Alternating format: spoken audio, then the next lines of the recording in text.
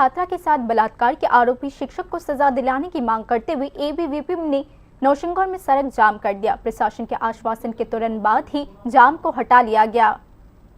त्रिपुरा में बीजेपी की सरकार है। राज्य की पुलिस सीधे मुख्यमंत्री की देखरेख में काम करती है। फिर भी इस बार बीजेपी समर्थक छात्र संगठन एबीवीपी ने इस पुलिस व्यवस्था पर उंगली उठाई है और सड़क जाम करके विरोध प्रदर्शन में शामिल हो गए हैं।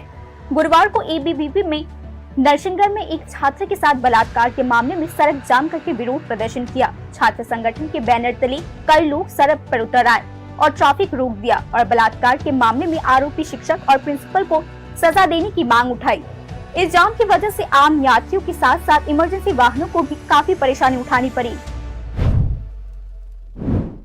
স্কুলের মধ্যে চালিয়েছেন, যার জন্য বিদ্যার্থী পরিষদ রাস্তায় নেমেছে, মাঠে নেমেছে। আমরা যে আসুক না কেন আমরা তার থেকে আমরা জবাব চাইবো, কারণ ছাত্রীদের সুরক্ষা আমাদের বিদ্যার্থী পরিষদের কর্তব্য, সমাজের ছাত্রছাত্রীদের সুরক্ষা আমাদের সকলের কর্তব্য। তাই বিদ্যার্থী পরিষদের মতো ছাত্র সংগঠন মাঠে নেমেছে এবং এর সুষ্ঠু তদন্তের দাবি করে।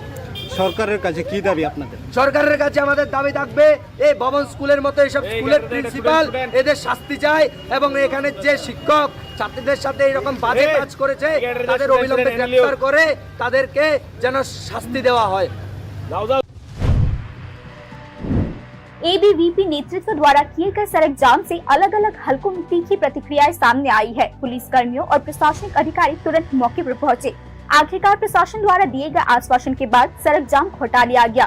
गौरतलब है कि नरसिंहगढ़ में स्थित भवन त्रिपुरा विद्या मंदिर से जुड़े चंद्रजीत नाम के एक शिक्षक पर आरोप लगा है कि उसने एक छात्रा को डरा धमकाकर उसके साथ बलात्कार किया। घटना सामने आते ही पुलिस ने मामले की जांच शुरू कर दी थी।